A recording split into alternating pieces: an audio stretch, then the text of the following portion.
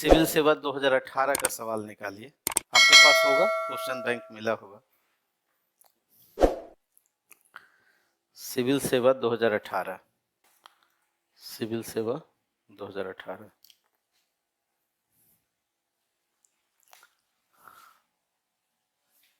UPSC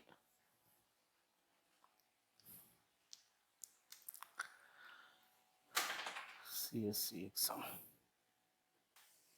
2018 और इसमें एक निबंध है। एक अच्छा जीवन प्रेम से प्रेरित तथा ज्ञान से संचालित होता है। एक अच्छा जीवन प्रेम से प्रेरित तथा ज्ञान से संचालित होता है। A good life is one, a good life is one inspired by love, inspired by love and guided by knowledge। ये निबंध है, सिविल सेवा 2018 का निबंध है। UPSC civil services mains 2018। Question bank तो सबके पास होगा, मिला होगा। एक अच्छा जीवन प्रेम से प्रेरित एवं ज्ञान से संचालित होता है। ऐसे निबंध अमूर्त कहे जाते हैं। ऐसे निबंध कैसे हैं? ये दार्शनिक फिलॉसफी से जुड़ा हुआ वैचारिक और अमूर्त निबंध है। ऐसे निबंधों को क्या कहते हैं? फिलॉसफी से जुड़ा हुआ वैचारिक और अमूर्त निबंध। सीधे सीधे प्रत्यक्ष रूप से विषय स्पष्ट नहीं, तो ऐसे निबंधों को क्या कहते हैं? जिसमें जीवन का दर्शन, समाज का दर्शन, तो ऐसे निबंधों को अमूर्त कहते हैं। तो हम लोग एक दिन अमूर्त निबंध पढ़ेंगे, एक दिन मूर्त पढ़ेंगे, एक दिन बिहार और उसकी लोकोक्ति पढ़ेंगे, तो तीनों खंडों से एक एक दिन ऐसे चलेगा। तो यूपीएससी का ये निबंध एक अच्छा जीवन प्रेम से प्रेरित एवं ज्ञान से संचालित होता है। तो कुछ लिखिए, फिर उसके बाद तो हम लोग समझेंगे ही नहीं और लिखेंगे भी इसको 800 शब्द। हाँ, उससे क्या होगा कि आपको प्रतिदिन का डेवलपमेंट पता चलेगा, नहीं तो स्कैटर्ड हो जाएगा सब। ऐसे ही कुछ निबंध आएंगे एग्ज़ाम में। हालांकि ये थोड़े टफ निबंध है, कठिन है। बिहार पीसीएस में कुछ अमूर्त आएंगे और कुछ मूर्त। इनफैक्ट पहले थोड़ा रैंडम सोचिए, फिर उसको अरेंज करना सीखिए। एक पेज लिख करके दिखाइए। तो एक बार पढ़ते हैं इस निबंध को, रैंडम सोचते हैं, फिर उसके बाद लिखेंगे। एक अच्छा जीवन, ए गुड लाइफ, है ना?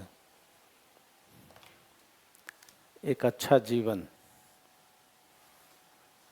गुड लाइफ क्या है भाई? तो प्रेम से प्रेरित, 3 वर्ड है उसमें, इस निबंध में, और ज्ञान से संचालित। इस निबंध के 3 शब्द। एक अच्छा जीवन, तो पहले निबंध में जो भाषा है, जो शब्द प्रयोग किए गए हैं, उन्हीं को पहले देखना है, को कहता क्या है, उसको थोड़ा डिवाइड करना है। जब भी इस तरह से बड़े सेंटेंस हो तो उसको क्या करना है, थोड़ा विभाजित करके देखना है। एक अच्छा जीवन, a good life is one, किसका अच्छा जीवन है? तो कह रहा है कि इंस्पायर्ड बाय लव, जो प्रेम से प्रेरित है और ज्ञान से संचालित है, गाइडेड बाय नॉलेज। तो सबसे पहले देख लेते हैं, अगर ये कहा जाए कि जो अच्छा जीवन है, जो सक्सेसफुल लाइफ है या जो गुड लाइफ है ना, गुड लाइफ कह रहा है या सक्सेसफुल लाइफ जो है, उसके 2 पिलर्स हैं। एक पिलर क्या है? प्रेम है, और दूसरा पिलर क्या है? ज्ञान। यही कह रहा है भाई, प्रेम से प्रेरित है और ज्ञान से संचालित। एक अच्छे जीवन के 2 मजबूत पिलर्स हैं। एक सक्सेसफुल लाइफ के 2 आधार स्तंभ हैं। एक आधार स्तंभ क्या है? प्रेम, और दूसरा क्या है? ज्ञान, यानी ज्ञान से गाइडेड है, संचालित है और इंस्पायर्ड बाय लव। तो सबसे पहले समझ लेते हैं अच्छा जीवन का मतलब क्या है, अच्छा जीवन का अर्थ क्या है, यानी इसका मीनिंग क्या है, इसका संदर्भ क्या है, और किसका जीवन अच्छा है और किसकी नज़र में अच्छा है, और कैसे अच्छा है, यही सब बात पहले सोचते हैं। नहीं तो निबंध में धीरे धीरे हम लोग फॉर्मेटिंग की तरफ सोचेंगे। अभी रैंडम सोच रहे हैं, फिर इसके बाद लिखना शुरू करेंगे। तो पहला काम क्या है कि निबंध के शब्दों पर जाना है, फिर उसको विभाजित करना है और फिर एक एक पर सोचना है। तो अच्छा जीवन का मतलब क्या है? सबसे पहले सोचिए, बहुत आसान होगा, किसका जीवन अच्छा रहा या अच्छा हो जाएगा या अच्छा है। तो किसका जीवन अच्छा रहा है पहले ये देखते हैं। इतिहास में अगर हम सिंधु सभ्यता से लेकर के भारतीय संदर्भ में देखें और कुछ वैश्विक संदर्भों में भी देखें, तो किनका जीवन आपको अच्छा लगता है? एक दो नाम बताइए, किनका जीवन अच्छा रहा है, बताइए। महात्मा बुद्ध का जीवन कैसा रहा? कैसा रहा? अगर हम इतिहास की बात करें, इतिहास के संदर्भों में देखें, तो हम किनका जीवन अच्छा कहेंगे? बुद्ध का कहेंगे या नहीं? नहीं कहेंगे? कहेंगे, बुद्ध का कहेंगे जीवन अच्छा, और अशोक का कहेंगे, ठीक है, और महावीर का कहेंगे, और एक दो और नाम बताइए। शंकराचार्य का कहेंगे। हाँ हाँ, खुद बोलिए, सोचिए कि किसका जीवन आपको अच्छा लगता है या ये लोग कष्ट में रहे। नहीं, आपको लगता है तो कहिए, कह सकते क्या है, मतलब अगर आपको नहीं लगता तो नहीं कहिए, उसमें क्या है। तो ये सबका अच्छा लगता है।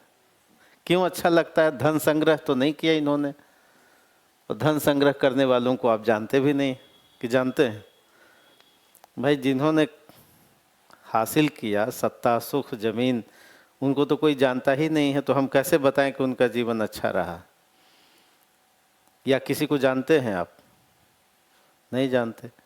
भाई शासकों में भी आप कह रहे हैं अशोक का, शासकों में कह रहे हैं जी अकबर का जीवन अच्छा रहा, नहीं, कबीर का जीवन अच्छा रहा, सूर का जीवन अच्छा रहा, राजा राम मोहन राय का जीवन अच्छा रहा, विवेकानंद का जीवन अच्छा रहा, दयानंद सरस्वती का जीवन अच्छा रहा, गांधी का जीवन अच्छा रहा, तिलक का जीवन अच्छा रहा, अंबेडकर का जीवन अच्छा रहा।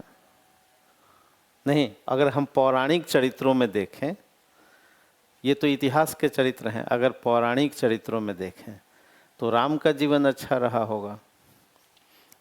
नहीं, ये लोग कैसे हैं? हमारे पौराणिक कैरेक्टर, ऐतिहासिक कैरेक्टर नहीं है ना, इनको अभी तक ऐतिहासिक घोषित नहीं किया गया। तो जो हमारे जो पौराणिक चरित्र हैं उनमें किनका जीवन अच्छा रहा? राम का जीवन हम कहेंगे जी अच्छा रहा, कृष्ण का जीवन अच्छा रहा, क्या भीष्म का जीवन अच्छा रहा, कि दुर्योधन का जीवन अच्छा रहा? नहीं रहा। तो कह सकते हैं जी युधिष्ठिर का जीवन अच्छा रहा। नहीं, व्यास का जीवन, जो महाभारत के रचयिता हैं, उनका अच्छा रहा होगा। ये सब अच्छे जीवन के, अगर आप इनको अच्छा मानते हैं, सक्सेसफुल मानते हैं कि ये सफल जीवन है। सफल जीवन का मतलब क्या हुआ कि भाई आप अतीत और अपने समय और फ्यूचर में याद किए जाएं, अच्छे कामों के लिए याद किए जाएं। रावण का जीवन तो अच्छा नहीं माना जाएगा, कि माना जाएगा? जिनको लोग, जो आने वाला जनरेशन है, वो एक आइडियल के रूप में माने, उसी को हम अच्छा कहेंगे। नहीं, अगर आइडियल के रूप में नहीं मानते तो इसका मतलब है कि वो सक्सेसफुल लाइफ नहीं। क्योंकि व्यक्ति क्या चाहता है जीवन में, सबसे सर्वोपरि वो यश चाहता है, प्रतिष्ठा चाहता है, फिर बाद में धन चाहता है। ये अलग बात है कि उत्तर आधुनिक समय में आज धन किसी तरह मिल जाए और प्रतिष्ठा मिले न मिले, ठीक है। तो सक्सेसफुल लाइफ, पहले हम निबंध में सोचते हैं कि अच्छा जीवन होता क्या है, अच्छे जीवन का की परिभाषा क्या है, उसका डिफिनेशन क्या है। तो अच्छा जीवन किन का है और अच्छे जीवन का मतलब क्या है, मीनिंग क्या है। मीनिंग ये है कि जो अतीत में भी वर्तमान है और अपने समय में तो है ही और भविष्य में भी है, यानी वो अच्छा जीवन उसका है जो कंस्ट्रक्टिव रूप से, रचनात्मक रूप से अस्मरणीय है, यानी जिसको समाज भी अच्छा कहता हो, समाज भी अच्छा कहता हो, नहीं सोसाइटी भी अच्छा मान लिया कि अपने पिता को सब लोग अच्छा कहते हैं, लेकिन हो सकता है कि पूरी सोसाइटी उनको अच्छा न कहे। नहीं, हर माँ के लिए उसका बच्चा क्या होता है, बहुत प्रिय होता है, लेकिन हो सकता है कि पड़ोसी उसको प्रिय न समझे। तो अच्छा जीवन का क्या मतलब, पहले निबंध में हम लोगों ने सोचा कि अच्छा जीवन होता क्या है। तो अच्छा जीवन वह है जो कंस्ट्रक्टिव रूप से, पॉजिटिव रूप से याद किया जाए। नेगेटिव रूप से याद किया जाए ये तो अच्छा जीवन नहीं होगा, ठीक है। यानी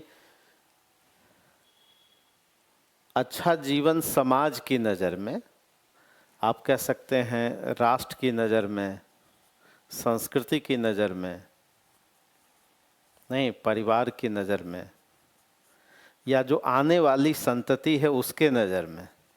आने वाली जो संतति है, संतति मतलब जनरेशन, अभी जो कुछ करेंगे वो आगे जो आने वाला जनरेशन है वो हमको अच्छा कहता हो तो हम अच्छा हैं, नहीं अपने मुंह मियाँ मिट्ठू तो सब अच्छे हैं। तो अच्छा जीवन का मतलब क्या, तो निबंध में एक शब्द था अच्छा जीवन। अच्छा जीवन, एक गुड लाइफ या एक सक्सेसफुल लाइफ, इसका मतलब है कि इसका मीनिंग ये है कि रचनात्मक रूप से एक थॉट प्रोसेस विकसित हो। अच्छे जीवन का मतलब है कि वो नॉलेज भी उसके पास हो। नहीं, रावण के पास भी नॉलेज है लेकिन वो अच्छा जीवन तो नहीं उसका, नॉलेज तो है ही रावण के पास, लेकिन अच्छा जीवन कहा जाएगा, नहीं कहा जाएगा। तो अच्छा जीवन वो है जो अपने नॉलेज से, अशोक को आप अच्छा इसलिए कह रहे हैं कि उन्होंने कुछ वेलफेयर के काम किए होंगे, नहीं जनता की भलाई के लिए कुछ काम किए होंगे और इसलिए एक शासक के रूप में उनको याद किया जा रहा है। अकबर को लोग इसलिए महान कहते हैं कि कुछ काम किया होगा, नहीं लेकिन वो पढ़े लिखे तो थे नहीं, तो फिर कैसे अच्छा जीवन ज्ञान से संचालित होगा।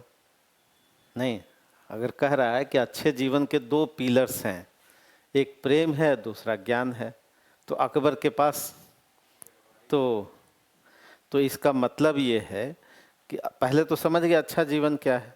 अच्छा जीवन वह है जो अपने समय में भी, हो सकता है समय में तो कई सारे विरोधाभास होते ही हैं और विरोध होते हैं, लेकिन औसत रूप से लोग अच्छा कहे, उसके पास जन समर्थन हो, उसके पास जो आने वाली संतति है। गांधी जी कहते थे कि भाई कोई काम करो तो अंतिम व्यक्ति को भी देखो कि उस पर क्या इफेक्ट पड़ रहा है। तो आप कह सकते हैं कि अच्छा जीवन वह है कि यदि आप कुछ काम करते हैं या जो सोचते हैं या नीतियां बनाते हैं तो अंतिम व्यक्ति पर उसका क्या असर पड़ रहा है। अगर वो पॉजिटिव है तो इसका मतलब है कि जीवन क्या है, अच्छा है। या आने वाला जनरेशन 100 साल 50 साल 1000 साल के बाद अगर बुद्ध को अच्छा कह रहा है, उनकी शिक्षाओं से कोई सीख ले रहा है, तो इसका मतलब है कि वो जीवन क्या है, अच्छा है। एपीजे अब्दुल कलाम का जीवन अच्छा है, नहीं कि नहीं अच्छा है। जो हमारे यहाँ षट दर्शन के जो प्रवक्ता रहे, हम कह सकते हैं कि उनका जीवन क्या रहा, अच्छा रहा। पतंजलि का जीवन, तभी तो आप पढ़ते हैं उनको, तभी तो याद करते हैं। आखिर उस समय के शासकों को नहीं याद करते या वैसे ही शासकों को याद करते हैं जिन्होंने कुछ जनता के लिए, नहीं कुछ किया होगा। सामंती व्यवस्था को तो अच्छा नहीं कहते, कहते हैं नहीं कहते। तो इसका मतलब है कि अच्छा जीवन आपने समझा, उसका अर्थ समझा, उसका संदर्भ समझा, किसका है वो, और अगर ऐसा है तो एक सक्सेसफुल लाइफ आगे भी और शाश्वत रूप से और अतीत में भी दो चीज़ों से गाइडेड होता है। एक कह रहा है कि इंस्पायर्ड बाय लव, और दूसरा गाइडेड बाय नॉलेज। यही कह रहा है कि एक अच्छा जीवन यदि बनाना है, सक्सेसफुल जीवन का कोई कसौटी अगर है, दो पिलर्स अगर हैं, तो पिलर्स क्या हैं? एक तो लव और दूसरा नॉलेज। तो हम लोग समझ लेते हैं कि आखिर लव और नॉलेज का क्या मतलब है और उसका अच्छा जीवन से संदर्भ क्या है। तो सबसे पहले समझते हैं ज्ञान, नॉलेज, कि अच्छा जीवन का यदि आधार दो है, दो इंग्रेडिएंट है, दो फैक्टर्स हैं, दो पिलर्स हैं, दो टू वेज हैं, आप कह सकते हैं दो रास्ते हैं जिस पर चल करके, जिस पर आगे बढ़ करके अपने जीवन को हम क्या कर सकते हैं? बेहतर कर सकते हैं। यही निबंध कह रहा है। तो ज्ञान, नॉलेज, ज्ञान जरूरी है। और ज्ञान का मतलब क्या? सबसे पहले इसका अर्थ समझेंगे, फिर कैसे प्राप्त होता है इसको समझेंगे, और ये कैसे व्यक्तित्व का हिस्सा बन जाता है इसको समझेंगे, और कैसे ये उपयोगी है अच्छे जीवन के लिए ये समझेंगे। यही सब कुछ बातें होंगी। नहीं, निबंध क्या कह रहा है कि एक अच्छा जीवन प्रेम से प्रेरित है और ज्ञान से संचालित है। तो ज्ञान का क्या मतलब, और ज्ञान का मतलब, ज्ञान कैसा होना चाहिए और कैसे प्राप्त हो? ज्ञान का मतलब है कि वो दूसरे का हित करे। नहीं, मान लिया आप ज्ञानी हैं, सुकरात कह रहे थे कि मैं इस अर्थ में ज्ञानी हूँ कि मैं जानता हूँ कि मैं कुछ नहीं जानता। नहीं, सुकरात कह रहे हैं कि मैं इस अर्थ में ज्ञानी हूँ कि मैं जानता हूँ कि कुछ नहीं जानता। ठीक है। महात्मा बुद्ध से एक बार पूछा गया, उनके शिष्यों ने पूछा कि भंते आप ये बताइए कि हम ऐसा क्या करें कि फिर जीवन में अफसोस ही न हो। नहीं, एक सवाल पूछा गया कि भाई हम ऐसा क्या करें कि जीवन में कभी अफसोस न हो। तो महात्मा बुद्ध ने भी यही बात कहा कि प्रेम से भर जाओ तो जीवन में क्या होगा? अफसोस नहीं होगा। यानी तो उन्होंने भी माध्यम बताया प्रेम को। तो ज्ञान का मतलब क्या है? ज्ञान का मतलब है कि वो रचनात्मक, वो सृजनात्मक है। यानी इसका जो नेचर है, इसकी जो प्रकृति है, अगर ज्ञान सृजनात्मक नहीं है तो उस ज्ञान का कोई औचित्य नहीं। अगर आपका ज्ञान ये है कि हम किसी के अकाउंट से पैसा निकाल लें, नहीं हैक कर लें, तो इसका मतलब है कि वो ज्ञान क्या है? किसी काम का नहीं। अगर आप डॉक्टर हैं और ज्ञान ये है कि किसी का हम क्या करें, हाँ नहीं, या तो इसका मतलब है कि उस ज्ञान का कोई यूज़ नहीं है, वो सृजनात्मक नहीं है। यानी ज्ञान की उपयोगिता नहीं है। ज्ञान तो है, रावण के पास भी ज्ञान है, लेकिन उस ज्ञान का कोई यूज़ नहीं। समाज के लिए आने वाली रावण का ज्ञान उसको क्या करता है? अहंग्रस्त करता है। यानी ज्ञान का अर्थ है कि अहंग को कम करे, कि बढ़ाए, कम करे। तुलसीदास रामचरितमानस में लिख रहे थे कि बरसही जलद भूमि नियर आए, यथा नवहि बुध विद्या पाए। जैसे बादल जो बरसता है नज़दीक आकर के, कैसे भाई? तो यथा, यथा मतलब जैसे, नवहि मतलब विनम्र हो जाते हैं। तो जो अच्छे लोग होते हैं ज्ञान पाकर के क्या हो जाते हैं? विनम्र हो जाते हैं। तो इसका मतलब है कि ज्ञान विनम्रता भी लाता है। विनम्रता भी, ज्ञान क्या करता है? ज्ञान का जो इफेक्ट है, अगर ज्ञान अहंकारी बना दे, अहंग पैदा कर दे, इसका मतलब है कि वो वास्तविक ज्ञान नहीं है, रियल नॉलेज नहीं है। अगर रावण के पास रियल नॉलेज होता, अगर दुर्योधन के पास रियल नॉलेज होता, तो इसका मतलब है कि अहंकार को कम करता है और उसका नेचर। अब कैसे प्राप्त होगा? तो भाई पुस्तक से भी होगा। आप जब पढ़ेंगे तभी होगा, हो सकता अनुभव से भी हो, कोई जरूरी नहीं कि पढ़ ही के हो। कबीर ने तो पढ़ा ही नहीं, नहीं तो अनुभव से भी तो ज्ञान हासिल हो सकता है। और हमारी जो ज्ञानेंद्रियां हैं, जो कहते हैं कि भाई जो हमारे सेंसेस हैं, उससे भी तो हम ज्ञान है, इसलिए तो उसका नाम क्या पड़ा, ज्ञान की इंद्रियां कहते हैं।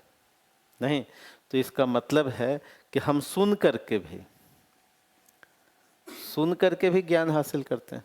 नहीं, हमारी ज्ञान इंद्रियां क्या है कि आँख से हम देखते हैं तब भी तो ज्ञान हासिल करते हैं। मान लिया हमने देखा कि दूसरा क्या गलती कर रहा है, उससे भी हम सीख सकते हैं। नहीं तो हम ही बार बार गलती करके सीख सकते हैं। दो तरीका हो सकता, कौन ज़्यादा अच्छा है? नहीं, ज़्यादा अच्छा कौन है? मान लिया कि पीटी कैसे पास किया जाता है, हम 5 बार फेल करके सीखें?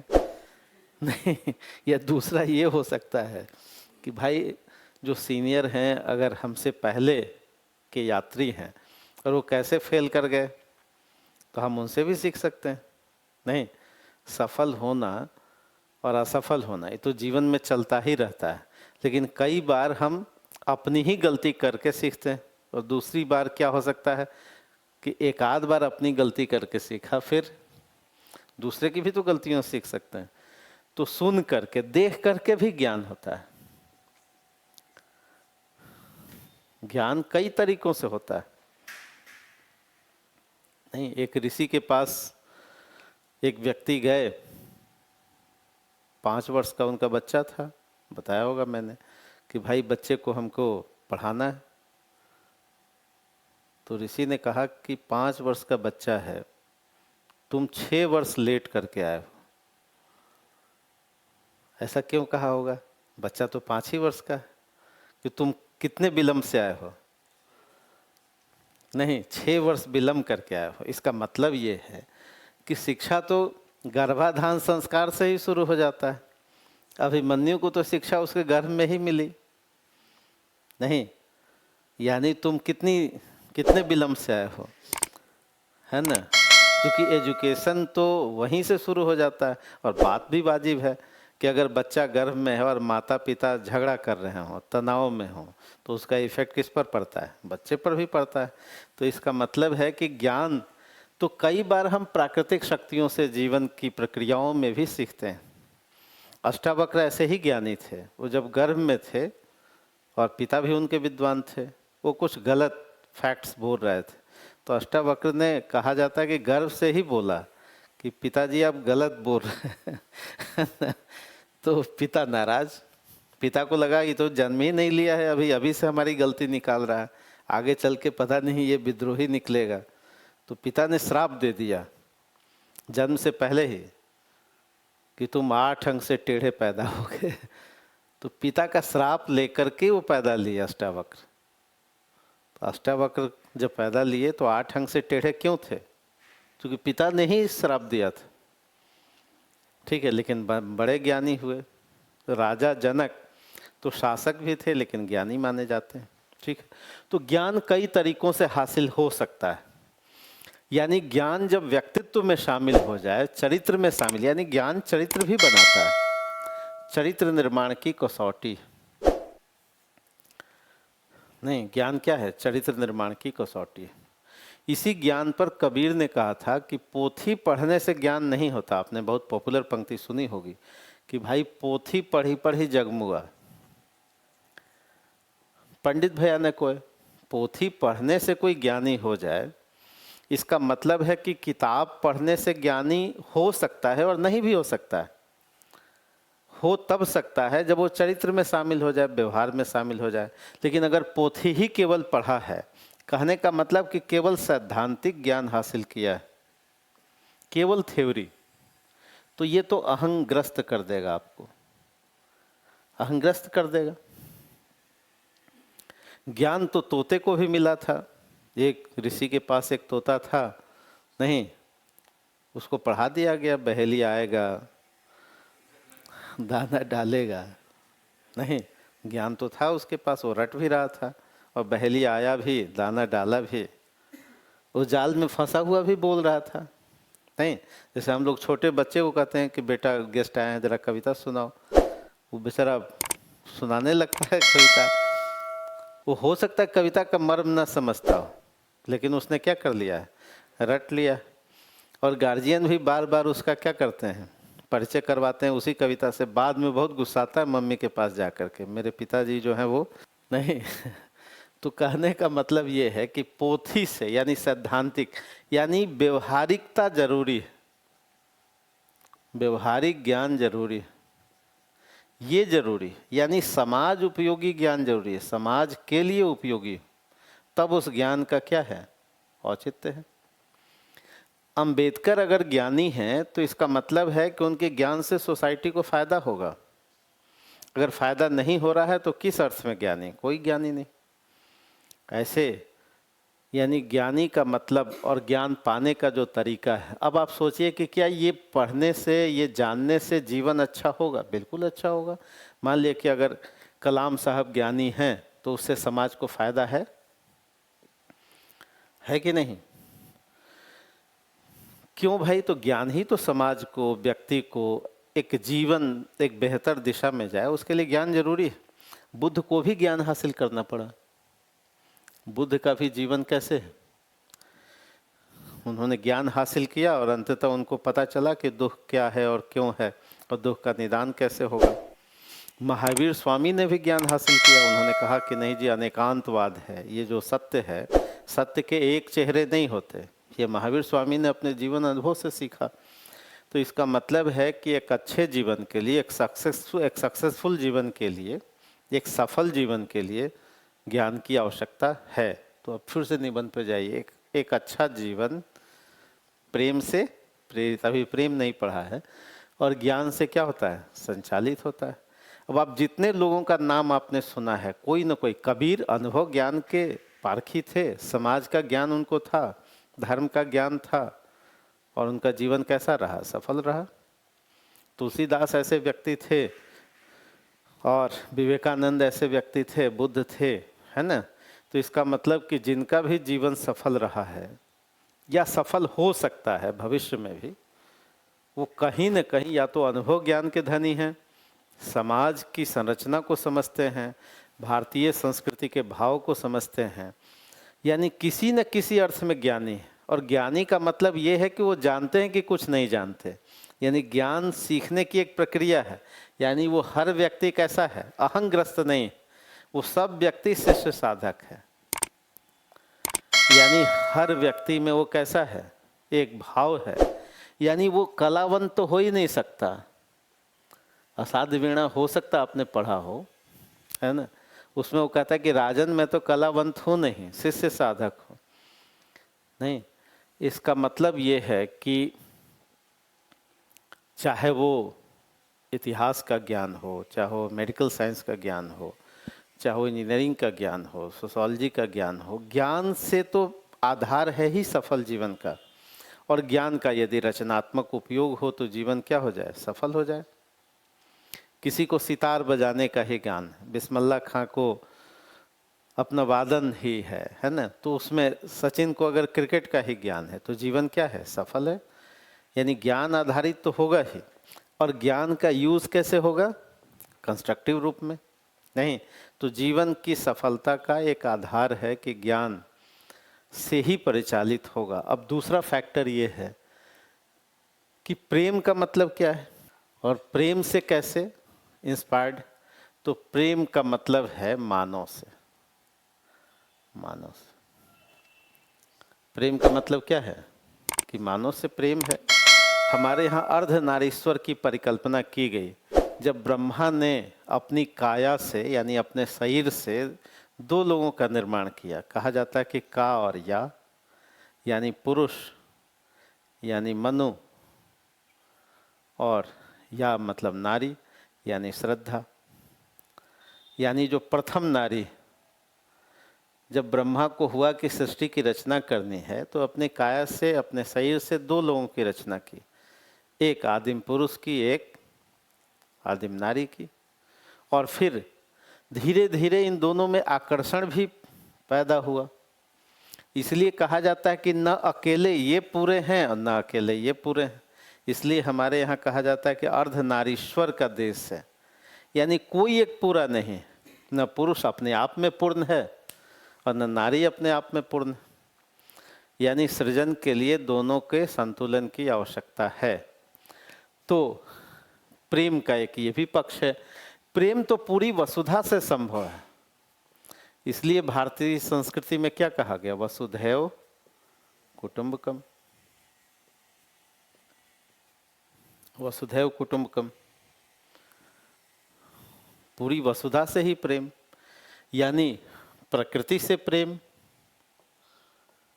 प्रकृति से प्रेम, तभी तो चिपको आंदोलन हुआ, नहीं हुआ या नहीं? भाई पेड़ ना काटा जाए, चिपक जाते थे लोग सुंदरलाल बहुगुना, ठीक है। तो प्रकृति से भी प्रेम, इसका मतलब ये है कि हम अंतिम व्यक्ति का कल्याण हो हमसे, यही है। तो प्रेम एक व्यापक शब्द है, ये इसकी व्यापकता है, इसकी व्यापकता है। जब गांधी जी कह रहे थे कि अंतिम व्यक्ति का ख्याल रखो, तो गांधी के पास हृदय विराट था, विशाल था, नहीं तो क्या कहते कि नहीं जी मेरा ही भला हो केवल। तो इसका मतलब है कि प्रेम से जो संचालित है, और प्रेम का भाव कैसा है, व्यापक है, वो प्रकृति के साथ है, वो समाज के साथ है, वो संस्कृति के साथ है। यानी वो शोषण रहित है, शोषण न करे। लेकिन अगर शोषण करने लगे, नहीं कर सकता है कि नहीं? तो प्रेम का मतलब है कि उसका हृदय पक्ष उन्नत हो, हृदय पक्ष उन्नत हो। ज्ञान का मतलब है कि मानसिक पक्ष उन्नत हो, मानसिक पक्ष। तो आप कैसा व्यक्ति चाहते हैं, जिसमें हृदय का भी पक्ष हो और जिसमें मानसिक पक्ष भी हो? तब वो जीवन क्या है, सफल है कि नहीं? आप अपने लिए, अपने जोड़ीदार को, यानी जहाँ कोई नारी जो है पुरुष और पुरुष जो है नारी, वो कैसा व्यक्ति चाहिए कि हृदय से शुष्क हो, नहीं हो, और मूर्ख हो। यानी एक सफल जीवन के लिए ज्ञान भी चाहिए और क्या चाहिए, हाँ प्रेम भी चाहिए। यानी मानसिक पक्ष का भी उन्नयन चाहिए और हार्दिक पक्ष का भी उन्नयन चाहिए। इसी को एक चिंतक कहते हैं कि नहीं जी, ज्ञानात्मक संवेदन, ज्ञानात्मक संवेदन और संवेदनात्मक ज्ञान, दोनों की आवश्यकता है। यानी ज्ञान से संवेदना तो पैदा होती ही है। अगर ज्ञान नहीं रहेगा तो आपको भाव कैसे आएगा? ज्ञान जरूरी है, लेकिन ज्ञान हासिल कैसे होगा और ज्ञान का उपयोग कैसे होगा? तो संवेदना से होगा। यानी जिसके पास प्रेम और संवेदना ही नहीं है, तो ज्ञान हासिल करके भी कुछ नहीं करेगा। और ज्ञान का अंतिम उपयोग क्या है? संवेदना, यानी प्रेम, यानी समाज का कल्याण। इसी को मुक्ति बोध एक कवि हैं, वो कहते हैं कि नहीं, ज्ञानात्मक संवेदन और संवेदनात्मक ज्ञान का जब तक संतुलन न हो, तब तक एक बेहतर जीवन संभव नहीं। यानी प्रेम एक व्यापक अवधारणा है। नहीं, एक कवि लिखता है कि मैंने एक दिन मंदिर के पुजारी से पूछा कि भाई बताओ प्रेम होता क्या है? तो पुजारी ने क्या कहा कि प्रेम भक्ति है, सेवा है, समर्पण है। मैंने एक दिन किसान से पूछा कि भाई तुम बताओ तुम्हारे लिए प्रेम का मतलब क्या है? तो किसान ने कहा कि भाई भूखे पेट को अनाज देना ही होता है प्रेम। किसान के लिए प्रेम क्या है? और एक दिन पूछा गया कुएं से कि भाई तू बता कि तुम्हारे लिए प्रेम का मतलब क्या है? तो कहता है सूखे कंठों की प्यास बुझाना होता है प्रेम। अब प्रेम की जब इतनी व्यापक अवधारणा है और उस प्रेम में अहिंसा का तत्व शामिल है, रहीम अपने तरीके से प्रेम को परिभाषित करते हैं, नहीं कबीर अपने तरीके से, तुलसी के राम इसलिए जाने जाते हैं कि वो प्रेम से बिल्कुल संचालित, प्रेरित हैं। और इसलिए तुलसीदास ने लिखा भी कि राम ही केवल प्रेम प्यारा। पूरी दुनिया जान ले कि राम को केवल क्या अच्छा लगता है? प्रेम ही अच्छा लगता है। और ये प्रेम ही तो है जब वो जाते हैं और जूठा बैर खाने लगते हैं, नहीं। यानी राम का पूरा जीवन या राम राज्य की पूरी परिकल्पना या संविधान का पूरा दर्शन, अगर संविधान ये कहता है कि प्रतिष्ठा और अवसर की समता मिले, तो इसका मतलब है कि वो पूरे समाज से प्रेम की बात हो रही है। तो संविधान का हृदय भी तो इतना विशाल है, इसलिए तो हमने एक विशाल संविधान बनाया। नहीं, विशाल केवल आकार में नहीं था, विशाल उसके नेचर में भी था। हम सबको, इसलिए हमने पहला ही वाक्य रखा, हम भारत के लोग नहीं, और हम न्याय की बात कर रहे हैं, हम फ्रीडम की बात कर रहे हैं, हम इक्वलिटी की बात कर रहे हैं। यानी वहाँ भी प्रेम, एक व्यापक प्रेम एक एक व्यक्ति से।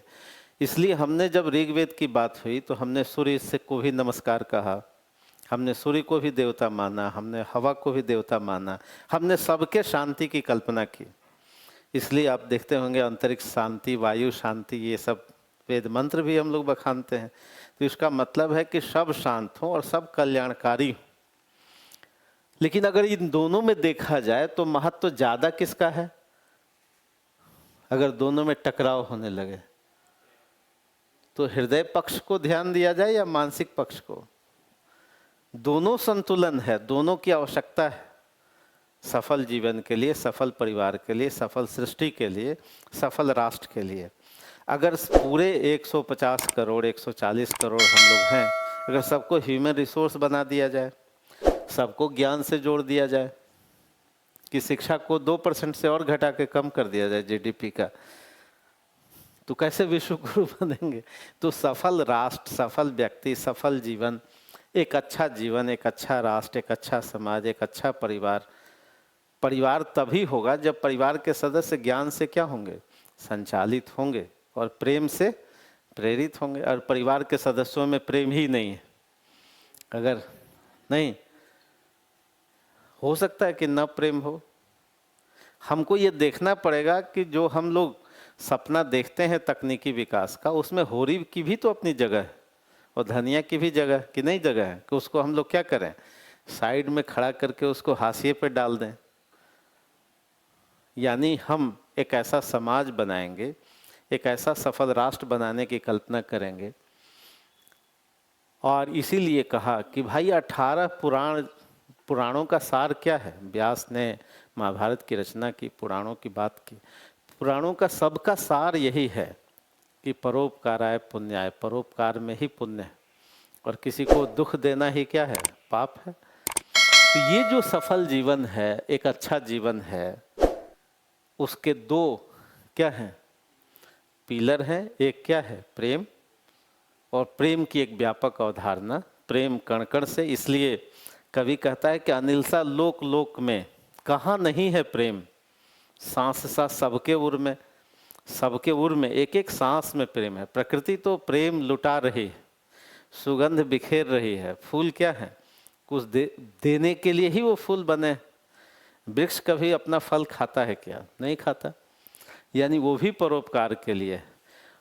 लेकिन ज्ञान की भी अपनी उपयोगिता है। अगर केवल प्रेम हो, केवल भावना हो, तो कैसे जीवन चलेगा? हम जी दिल से क्या हैं? नहीं, आप अपनी गर्लफ्रेंड को कहें कि हम दिल से बहुत पत्नी हो गए, हम दिल से क्या हैं? भाई तो पत्नी क्या कहे? कुछ काम भी कर लिया करो, दिल से तो ठीक है ना? और केवल ज्ञान से ही है और दिल है ही नहीं, इमोशन है ही नहीं, संवेदना है ही नहीं, आँखों की भाषा समझ ही नहीं। मान ले किसी का बेटा बहुत कमा रहा है और बूढ़े पिता की आंखें पथराई हुई प्रतीक्षा कर रही हैं, तो ऐसे ज्ञान का मतलब क्या? यानी ज्ञान के साथ साथ भावना भी हो। यानी एक सक्सेसफुल जीवन के लिए, एक सफल जीवन के लिए, एक अच्छे जीवन के लिए, एक अच्छे राष्ट्र के लिए, एक अच्छे परिवार के लिए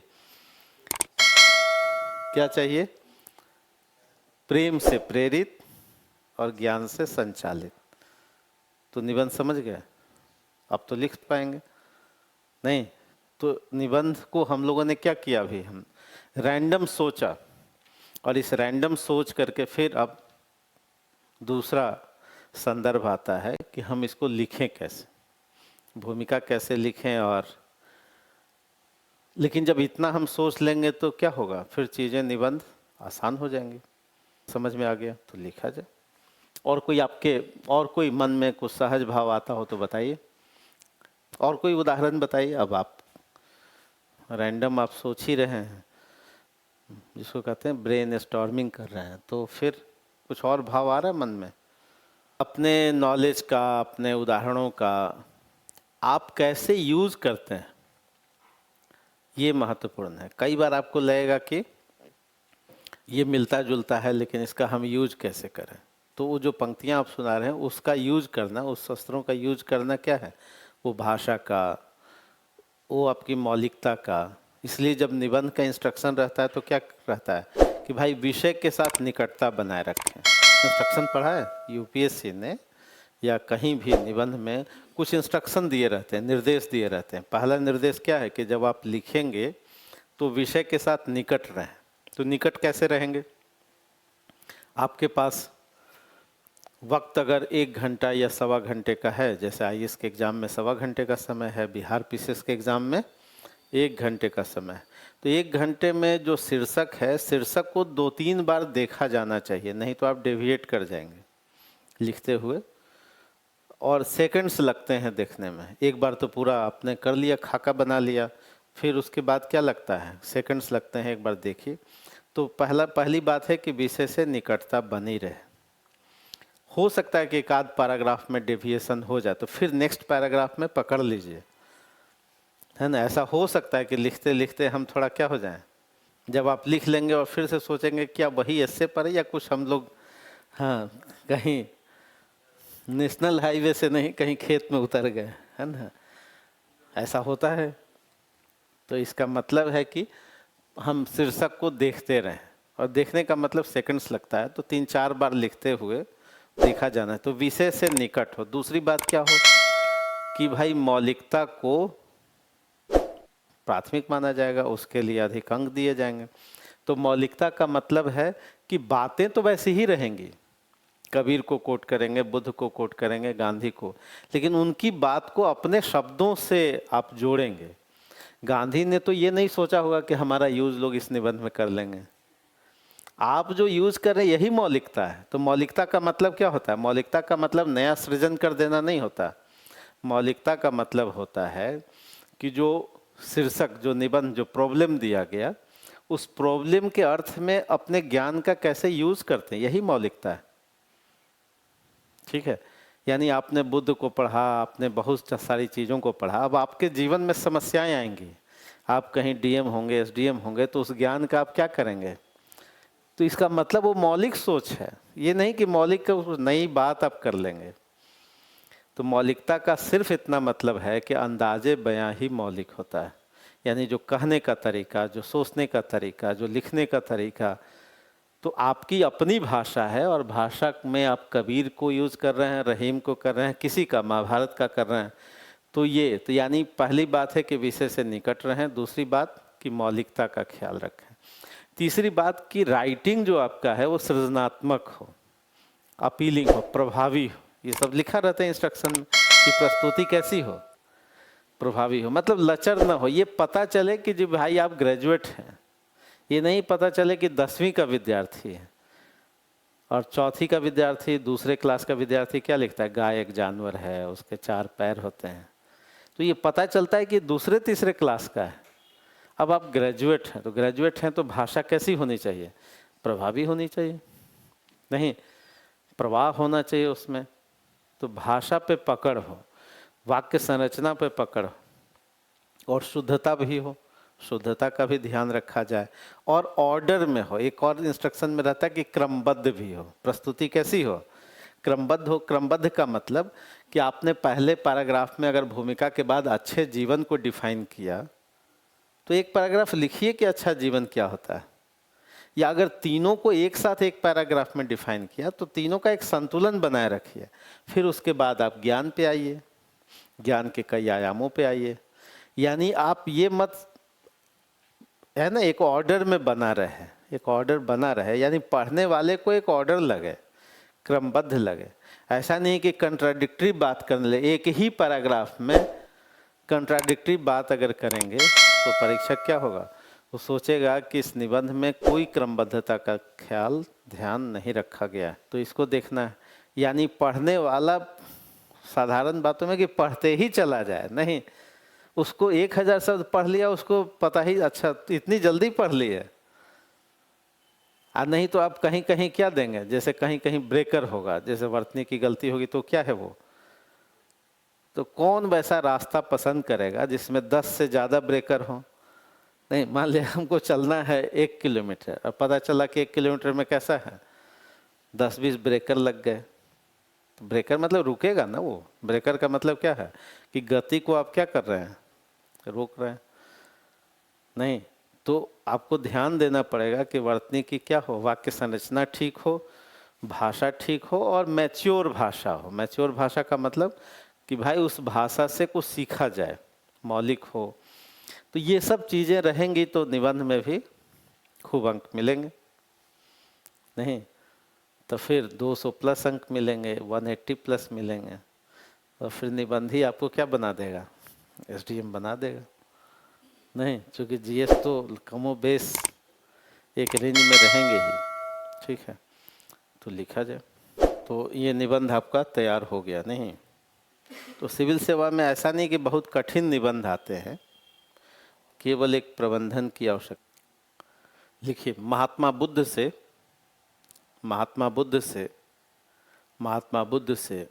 एक बार उनके शिष्यों ने पूछा, महात्मा बुद्ध से एक बार उनके शिष्यों ने पूछा कि डैश दीजिए, भंते अपने अपने वो क्या कहते हैं लोग, भंते ही कहते हैं ना। हमें यह बताइए कि ऐसा क्या करें जिससे जीवन में कभी भी पछतावा न हो। ऐसा क्या करें जिससे जीवन में कभी भी पछतावा न हो। आपने कहानी से आज प्रारंभ किया, कल आपने कविता से प्रारंभ किया था। जीवन में कभी पछतावा न हो। एक सवाल पूछा गया कि ऐसा क्या काम करें कि जीवन में कभी हमको पछतावा न हो, पछताना न पड़े। पैरा चेंज करके लिखिए। महात्मा बुद्ध का उत्तर था,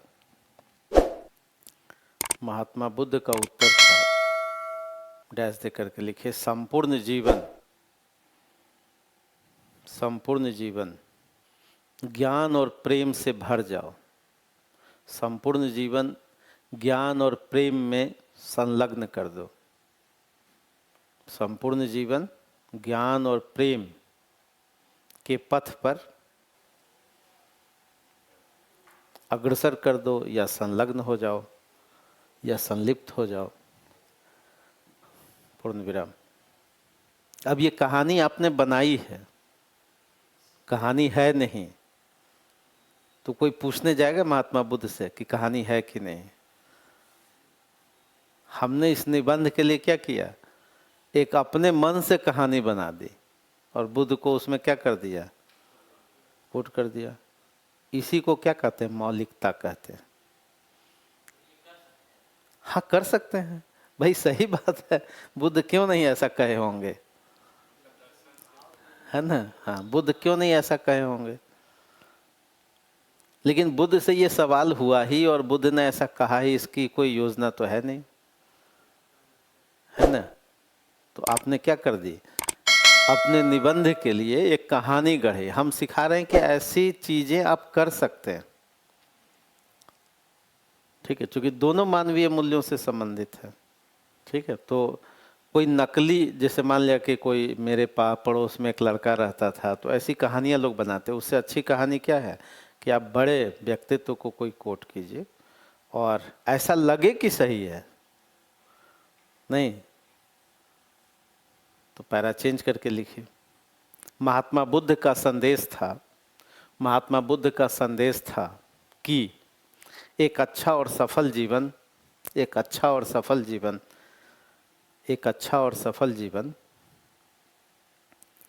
प्रेम से प्रेरित और ज्ञान से संचालित होता है। एक अच्छा और सफल जीवन प्रेम से प्रेरित और ज्ञान से संचालित होता है। प्रेम से प्रेरित और ज्ञान से संचालित होता है। प्रेम से प्रेरित और ज्ञान से संचालित होता है। अर्थात एक सफल जीवन के लिए, अर्थात एक सफल और बेहतर जीवन के लिए, एक सफल और बेहतर जीवन के लिए तार्किकता, प्रगतिशील विचार, वैज्ञानिकता, करुणा, प्रेम नैतिकता, भावनात्मक विकास, मानसिक विकास, परहित का भाव, परहित दूसरे की भलाई, परहित का भाव, मन, वचन और कर्म की एकता, मन, वचन और कर्म की एकता, भावनात्मक बुद्धिमत्ता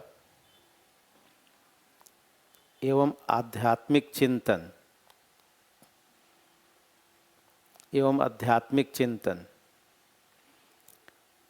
के संतुलन और समन्वय की आवश्यकता है, के संतुलन और समन्वय की आवश्यकता है, के संतुलन और समन्वय की आवश्यकता है। तो आपने इस पैराग्राफ में क्या बताया कि एक अच्छे जीवन की कसौटी क्या है, एक सफल जीवन की कसौटी क्या है, और इसमें बताया कि प्रेम और ज्ञान दोनों, प्रेम से क्या क्या होता है, ज्ञान से क्या क्या होता है। ठीक है, पैरा चेंज करके लिखिए। एक अच्छा जीवन संवेदनात्मक ज्ञान और ज्ञानात्मक संवेदन, एक अच्छा जीवन संवेदनात्मक ज्ञान तथा ज्ञानात्मक संवेदन के संतुलन पर आधारित होता है, के संतुलन पर आधारित होता है, के संतुलन पर आधारित होता है। अर्थात ज्ञान और प्रेम वह मजबूत नींव है जिस पर अच्छे जीवन की इमारत, जिस पर एक अच्छे जीवन की इमारत टिकी होती है, टिकी हो सकती है। केवल प्रेम अपने आप में अधूरा है, केवल प्रेम अपने आप में अधूरा है तथा केवल ज्ञान भी एकांगी है, तथा केवल ज्ञान भी एकांगी है। वास्तव में केवल ज्ञान व्यक्ति को आत्म केंद्रित और आत्मचेतस बनाता है, केवल ज्ञान व्यक्ति को आत्म केंद्रित और आत्मचेतस बनाता है, आत्म केंद्रित और आत्मचेतस बनाता है। वहीं प्रेम और सृजन का भाव, यदि प्रेम और सृजन का भाव यदि सम्यक रूप से शामिल हो जाए, भाव सम्यक रूप से शामिल हो जाए, सम्यक रूप से शामिल हो जाए, सम्यक रूप से शामिल हो जाए, तब वह जीवन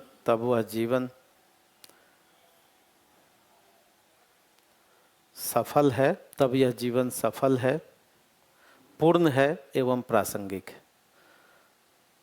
तब वह जीवन सफल है, पूर्ण है और प्रासंगिक है। ठीक है, पैरा चेंज करके लिखिए। मिशेल फूको का विचार है कि डैश दे करके लिखिए, वर्तमान समय में सत्ता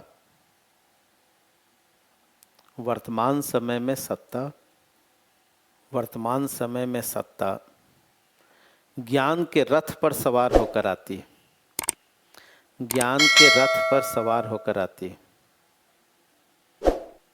ज्ञान के रथ पर सवार होकर आती है, ज्ञान के रथ पर सवार होकर आती है, पूर्ण विराम, इन्वर्टेड कॉमा बंद। ज्ञान से संचालित मनुष्य ही अपनी क्षमता और योग्यता में वृद्धि कर सकता है। ज्ञान से संचालित मनुष्य ही अपनी क्षमता और योग्यता में वृद्धि कर सकता है, अपनी क्षमता और योग्यता में वृद्धि कर सकता है, क्षमता और योग्यता में वृद्धि कर सकता है। एक ज्ञानी व्यक्ति ही मानवीय मूल्यों को जीवन की आधारभूत समस्याओं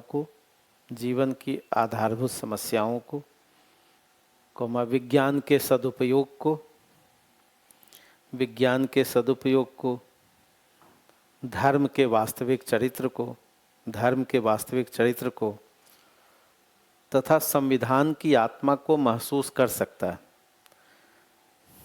संविधान की आत्मा को महसूस कर सकता है। पैरा चेंज करके लिखिए। मुंडक उपनिषद का सूत्र है, मुंडक उपनिषद का सूत्र है, मुंडक उपनिषद का सूत्र है, सा विद्या या विमुक्ते, सा विद्या या विमुक्ते, सा विद्या या विमुक्ते, इन्वर्टेड कॉमा में। अर्थात ज्ञान ही व्यक्ति को मुक्त और स्वतंत्र करता है, अर्थात ज्ञान ही व्यक्ति को मुक्त और स्वतंत्र करता है, ज्ञान ही व्यक्ति को मुक्त और स्वतंत्र करता है। पूर्ण विराम। उपनिषद से लेकर, उपनिषद से लेकर बाबा साहब अंबेडकर तक ने शिक्षा और ज्ञान को, शिक्षा और ज्ञान को, शिक्षा और ज्ञान को महत्वपूर्ण माना है, महत्वपूर्ण माना है, महत्वपूर्ण माना है। ज्ञान की प्राप्ति, ज्ञान की प्राप्ति, ज्ञान की प्राप्ति अनुभव से हो सकती है, कौमा, गुरु के सामीप्य से हो सकती है, यानी गुरु के समीप रह जाए, गुरु के सामीप्य से हो सकती है, कौमा, सुनकर, पढ़कर और औरों से सीखकर भी हो सकती है, सुनकर, पढ़कर और औरों से सीखकर भी हो सकती है, सीखकर भी हो सकती है, औरों से सीखकर भी हो सकती है। स्मरणीय है कि, स्मरणीय है कि ज्ञान की प्रकृति, ज्ञान की प्रकृति और उसके महत्व पर, ज्ञान की प्रकृति और उसके महत्व पर संत तुलसीदास का अनुभव है। प्रकृति और उसके महत्व पर क्या लिखा था? अनुभव है, डैश दे करके लिखिए। बरसहि जलद भूमि नियराय, यथा न वही बुध विद्या पाए। बरसहि जलद भूमि नियराय, यथा न वही बुध विद्या पाए, यथा न वही बुध विद्या पाए। पैरा चेंज करके लिखिए। वास्तविक ज्ञान, वास्तविक ज्ञान अहं को कम करता है, अभिमान को, अहं को कम करता है तथा संवेदनशील बनाता है, तथा संवेदनशील बनाता है। कबीर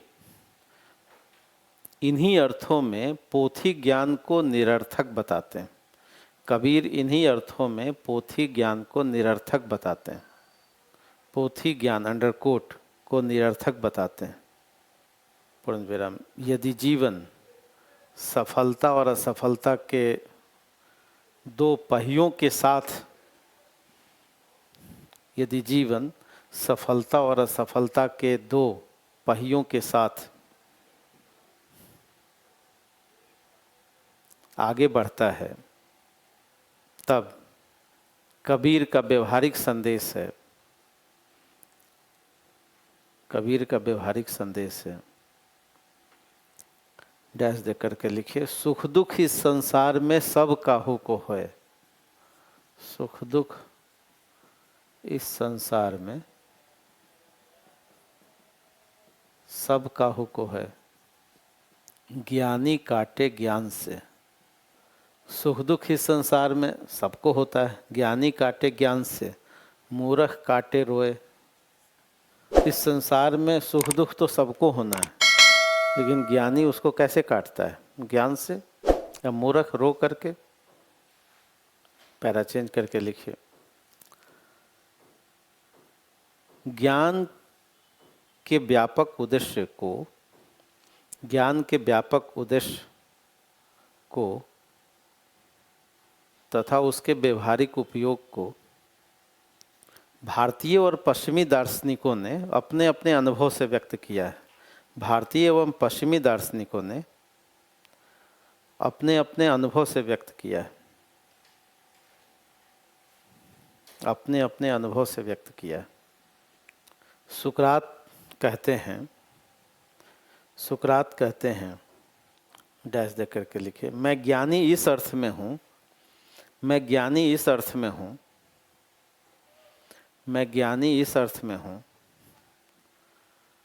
कि मैं जानता हूँ, मैं ज्ञानी इस अर्थ में हूँ कि मैं यह जानता हूँ कि मैं कुछ नहीं जानता, मैं यह जानता हूँ कि मैं कुछ नहीं जानता, मैं यह जानता हूँ कि मैं कुछ नहीं जानता। पूर्ण विराम। पैरा चेंज करके लिखिए, महावीर स्वामी ज्ञान को अनेकांतवाद से जोड़ते हैं। महावीर स्वामी ज्ञान को अनेकांतवाद से जोड़ते हैं। महात्मा बुद्ध आत्म प्रबंधन को ज्ञान मानते हैं, आत्म प्रबंधन को ज्ञान मानते हैं। और डैश दे करके लिखे, आत्मदीपो भव या अपदीपो भव, ब्रैकेट में लिखे अपना दीपक स्वयं बनो, अपदीपो भव या आत्मदीपो भव, दोनों सही है। अपना दीपक स्वयं बनो। आगे लिखिए, भारतीय संस्कृति भी कहती है, भारतीय संस्कृति भी कहती है, एकम सत विप्रा, एकम सत विप्रा बहुधा वदंती। सत्य तो एक ही है, लेकिन विप्र लोग अलग अलग बोलते हैं। एकम सत, सत्य एक ही है, ईश्वर एक है, लेकिन विप्र अलग अलग बोलते हैं। एकम सत विप्रा बहुधा वदंती। जो विप्र लोग हैं, जो ज्ञानी लोग हैं, अलग अलग बोलते हैं। पैरा चेंज करके लिखिए, निश्चित रूप से एक सफल और बेहतर जीवन के लिए, एक सफल और बेहतर जीवन के लिए ज्ञान के साथ साथ प्रेम की भी आवश्यकता है। ज्ञान के साथ साथ प्रेम की भी आवश्यकता है। ज्ञान के साथ साथ प्रेम की भी आवश्यकता है। ज्ञान का सामाजिक और मंगलकारी उपयोग प्रेम से ही संभव है। ज्ञान का सामाजिक और मंगलकारी उपयोग प्रेम से ही संभव है, प्रेम से ही संभव है। जहाँ संवेदना और प्रेम नहीं है, जहाँ संवेदना और प्रेम नहीं है, वहाँ ज्ञान शुष्क और निरर्थक। जहाँ संवेदना और प्रेम नहीं है, वहाँ ज्ञान शुष्क और निरर्थक, वहाँ ज्ञान शुष्क और अप्रासंगिक है। ये लिखिए, अप्रासंगिक। पैरा चेंज करके लिखिए, प्रेम के व्यापक प्रभाव, प्रेम के व्यापक प्रभाव एवं समझ को बाबा आमटे के जीवन से भी समझा जा सकता है। बाबा आमटे के जीवन से भी समझा जा सकता है। महात्मा गांधी इन्हें अभय साधक कहते थे। बाबा आमटे को क्या कहते थे? अभय साधक। महात्मा गांधी इन्हें अभय साधक कहते थे, जिन्होंने अपना संपूर्ण जीवन, अभय साधक कहते थे, जिन्होंने अपना संपूर्ण जीवन, जिन्होंने अपना संपूर्ण जीवन कुष्ठ रोगियों की सेवा में लगा दिया, कुष्ठ रोगियों की सेवा में लगा दिया। आपके विचार हैं, आपके विचार हैं, डैश दे करके लिखिए, जहाँ भय है वहाँ प्रेम नहीं, जहाँ भय है वहाँ प्रेम नहीं, जहाँ भय है वहाँ प्रेम नहीं, और जहाँ प्रेम नहीं वहाँ ईश्वर भी नहीं, और जहाँ प्रेम नहीं वहाँ ईश्वर भी नहीं। जहाँ भय है वहाँ प्रेम नहीं, और जहाँ प्रेम नहीं वहाँ ईश्वर भी नहीं। यदि प्रेम साझा न किया जाए तो वह समाप्त हो जाता है। यदि प्रेम और खुशी साझा न किया जाए तो वह समाप्त हो जाता है। प्रेम और खुशी साझा न किया जाए तो वह समाप्त हो जाता है। डैश दे करके लिखिए, बन सहारा बेसहारों के लिए। बन सहारा कविता है, बन सहारा बेसहारों के लिए। बन सहारा बेसहारों के लिए। नेक्स्ट लाइन, जो जिए अपने लिए तो क्या जिए। बन सहारा बेसहारों के लिए, जो जिए अपने लिए तो क्या जिए। जो जिए अपने लिए तो क्या जिए। नेक्स्ट लाइन, जी सको तो जी हजारों के लिए। जी सको तो जी हजारों के लिए। जी सको तो जी हजारों के लिए। पैरा चेंज करके लिखे, यदि ज्ञान साधन है तो प्रेम साध्य है। यदि ज्ञान साधन है तो प्रेम साध्य है, तथा परिणाम है अच्छा जीवन। तथा परिणाम है अच्छा जीवन। तथा परिणाम है अच्छा जीवन। परिणाम है अच्छा जीवन, पूर्ण विराम। महात्मा गांधी के लिए प्रेम की परिभाषा है।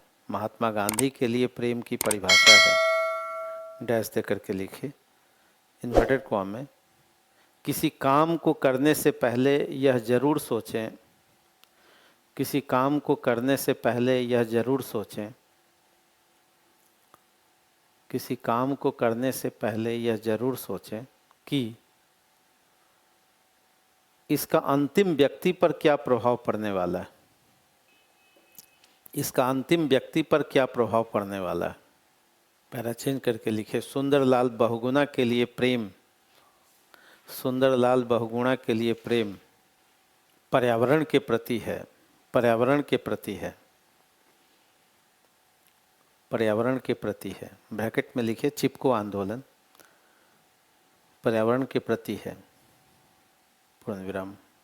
महात्मा बुद्ध का प्रेम प्रेम भाव है, जिसके कारण अंगुलीमाल डाकू महात्मा बन जाते हैं। अंगुलीमाल डाकू महात्मा बन जाते हैं। प्रकृति से, राष्ट्र से, दायित्व से प्रेम व्यक्ति को मानवीय बनाता है। व्यक्ति को मानवीय बनाता है। और डैश दे करके लिखिए, मैंने मंदिर के पुजारी से पूछा प्रेम क्या होता है। मैंने मंदिर के पुजारी से पूछा प्रेम क्या होता है। मैंने मंदिर के पुजारी से पूछा प्रेम क्या होता है। और डैश दे करके लिखे, प्रेम तो पूजा है, कर्म है, भक्ति है, समर्पण है। मैंने मंदिर के पुजारी से पूछा प्रेम क्या होता है। प्रेम तो पूजा है, कर्म है, भक्ति है, समर्पण है। प्रेम तो पूजा है, कर्म है, भक्ति है, समर्पण है। आगे लिखे, किसान ने उत्तर दिया। किसान ने उत्तर दिया। नेक्स्ट लाइन, जवान होती फसल जैसा होता है प्रेम। जवान होती फसल जैसा होता है प्रेम। जवान होती फसल जैसा होता है प्रेम। नेक्स्ट लाइन लिखिए, मैंने कुएं से पूछा। मैंने कुएं से पूछा। मैंने कुएं से पूछा। डैश दे करके लिखिए, सूखे, नेक्स्ट लाइन, सूखे कंठों की प्यास बुझाना होता है प्रेम। सूखे कंठों की प्यास बुझाना है प्रेम। सूखे कंठों की प्यास बुझाना है प्रेम। पैरा चेंज करके लिखिए, यह प्रेम नेल्सन मंडेला के लिए, यह प्रेम नेल्सन मंडेला के लिए रंग भेद के खिलाफ आवाज़ के रूप में मुखर होता है। यह प्रेम नेल्सन मंडेला के लिए रंग भेद के खिलाफ मुखर होता है। रंग भेद के खिलाफ मुखर होता है, कोमा, तथा गुरु नानक, मीरा, कश्मीर की राबिया तथा जायसी के लिए, कश्मीर की राबिया तथा जायसी के लिए, जायसी के लिए डैश दे करके लिखे, मानुष प्रेम भयो बैकुंठी। मानुष प्रेम भयउ बैकुंठी। मानुष प्रेम भयउ बैकुंठी। पैरा चेंज करके लिखिए। एक अच्छे जीवन के लिए, एक अच्छे जीवन के लिए, एक अच्छे जीवन के लिए प्रेम और ज्ञान, प्रेम और ज्ञान, प्रेम और ज्ञान, कॉमा हार्दिक पक्ष और मानसिक पक्ष, हार्दिक पक्ष और मानसिक पक्ष, हार्दिक पक्ष और मानसिक पक्ष, हार्दिक पक्ष और मानसिक पक्ष का संतुलन आवश्यक, का संतुलन आवश्यक। वास्तविक प्रेम और वास्तविक ज्ञान, प्रेम और वास्तविक ज्ञान, वास्तविक प्रेम और वास्तविक ज्ञान रचनात्मक बदलाव लाता है, रचनात्मक परिवर्तन लाता है, रचनात्मक परिवर्तन लाता है। जहाँ प्रेम है वहाँ सेवा भाव भी है, जहाँ प्रेम है वहाँ सेवा भाव भी है। चरखाधारी गांधी अंतिम व्यक्ति के आंसू पोंछते हैं, अंतिम व्यक्ति के आंसू पोंछते हैं। चरखा ही चलाते थे ना गांधी, अंतिम व्यक्ति के आंसू पोंछते हैं। वहीं चक्र सुदर्शन वाले कृष्ण, वहीं चक्र सुदर्शन वाले कृष्ण, चक्र सुदर्शन वाले कृष्ण भारतवर्ष के प्रत्येक आंगन में, भारतवर्ष के प्रत्येक आंगन में प्रेम का संदेश सुनाते हैं। भारतवर्ष के प्रत्येक आंगन में प्रेम का संदेश सुनाते हैं। पैरा चेंज करके लिखिए। समाज निर्माण, समाज निर्माण, राष्ट्र निर्माण, समाज निर्माण, राष्ट्र निर्माण, व्यक्तित्व निर्माण के लिए प्रेम और ज्ञान दोनों की आवश्यकता है, प्रेम और ज्ञान दोनों की आवश्यकता है। विश्व में प्रथम, ब्रैकेट में लिखिए, जनसंख्या को यदि हम मानव संसाधन के रूप में, यदि हम मानव संसाधन के रूप में ज्ञान और प्रेम की कसौटी पर, ज्ञान और प्रेम की कसौटी पर, ज्ञान और प्रेम की कसौटी पर, ज्ञान और प्रेम की कसौटी पर संतुलित कर पाते हैं, तभी हम विश्व के लिए आदर्श हो सकते हैं, हम विश्व के लिए आदर्श हो सकते हैं। कितने शब्द लिख लिया? ज़्यादा बड़ा तो नहीं हो गया? 1000 से ऊपर लिख लिए क्या? विश्व के लिए आदर्श हो सकते हैं, बड़ा हो गया ना? लिखते ही चले गए, नहीं, विश्व के लिए आदर्श हो सकते हैं। घृणा से समाज निर्माण संभव नहीं, घृणा से समाज निर्माण संभव नहीं। छोटे हृदय, छोटे हृदय और शुष्क ज्ञान से, छोटे हृदय और शुष्क ज्ञान से न अच्छा जीवन जी सकते हैं, न अच्छा जीवन जी सकते हैं, न अच्छा जीवन जी सकते हैं और न राष्ट्र की प्रगति में योगदान दे सकते हैं। प्रेम और ज्ञान का संतुलित भाव, प्रेम और ज्ञान का संतुलित भाव, प्रेम और ज्ञान का संतुलित भाव करुणा के साथ, करुणा के साथ, करुणा के साथ हमें हमें संदेश देता है, हमें संदेश देता है। डैश दे करके लिखिए। दिल की चुभन जरूर कम होती है, दिल की चुभन जरूर कम होती है, दिल की चुभन जरूर कम होती है, दिल की चुभन जरूर कम होती है। नेक्स्ट लाइन, किसी के पाँव का कांटा निकाल करके तो देखो। पैरा चेंज करके लिखें। जिसने भी विश्व और मानवता को हानि पहुंचाई है, जिसने भी विश्व और मानवता को हानि पहुंचाई है, जिसने भी विश्व और मानवता को हानि पहुंचाई है, जिसने भी मानवता और विश्व को हानि पहुंचाई है, वे प्रेम से वंचित रहे, वे प्रेम से वंचित रहे। जिसने भी विश्व और मानवता को हानि पहुंचाई है वे प्रेम से वंचित रहे और हिंसा से प्रेरित रहे। वे प्रेम से वंचित रहे और हिंसा से प्रेरित रहे। जैसे हिटलर एवं द्वितीय विश्व युद्ध, जैसे हिटलर और द्वितीय विश्व युद्ध तथा यहूदियों का नरसंहार, कौमा, ब्रिटिश सत्ता तथा जालियांवाला बाग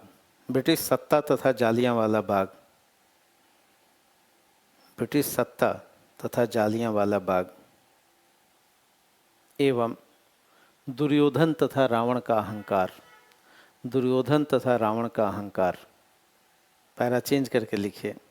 ईसा मसीह का संदेश सहिष्णुता की पराकाष्ठा है। ईसा मसीह का संदेश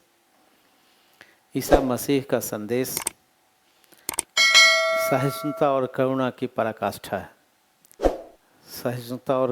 पराकाष्ठा है। डैश दे करके लिखे। इन्हें माफ़ कर देना कि ये नहीं जानते कि ये क्या करने जा रहे हैं। इन्हें माफ़ कर देना कि ये नहीं जानते कि क्या करने जा रहे हैं। इन्हें माफ़ कर देना कि ये नहीं जानते कि ये क्या करने जा रहे हैं। पैरा चेंज करके लिखिए। वास्तव में एक अच्छा जीवन रचनात्मक होता है। वास्तव में एक अच्छा जीवन और सफल जीवन रचनात्मक होता है। एक अच्छा जीवन और सफल जीवन रचनात्मक होता है, जिसके दो आधार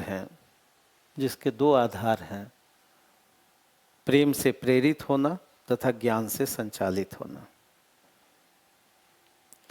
प्रेम से प्रेरित होना तथा ज्ञान से संचालित होना।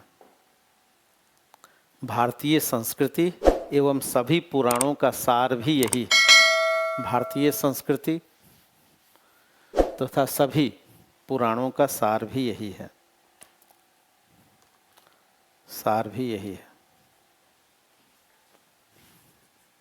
अष्टादश पुराणेषु व्यासस् वचनं द्वयम्। अष्टादश पुराणेषु व्यासस्य वचनं द्वयम्, परोपकाराय पुण्याय पापाय। उसमें ऊपर में पुराण और संविधान भी जोड़ लीजिए। संविधान का सार भी यही है। संविधान और ब्रैकेट में लिख दीजिए हम भारत के लोग। संविधान के ब्रैकेट में लिखिए हम भारत के लोग, ब्रैकेट बंद। तो ये था आपका निबंध कि एक अच्छा जीवन प्रेम से प्रेरित और ज्ञान से संचालित होता है। तो ऐसे ही लिखना है, तब जाकर के कितने अंक मिलेंगे, है ना? ठीक है, तो ऐसी ही प्रक्रिया हम लोग जारी रखेंगे। अब इस तरह के भाव के लिए, इस तरह के लेखन के लिए किताबों में कोई उपलब्ध विकल्प नज़र नहीं आता, और इसलिए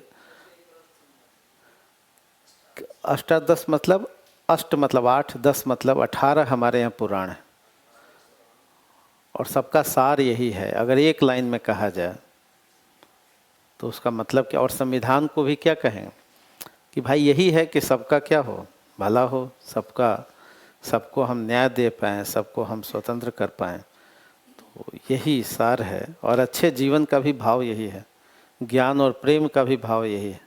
तो ऐसे ही कल फिर एक टॉपिक पर हम लोग कोई मूर्त टॉपिक पर लेंगे। आज हमने क्या लिया, एक दार्शनिक और वैचारिक टॉपिक पर लिया। ठीक है, कल जो है क्या कोई लोकोक्ति वगैरह लिया जाएगा।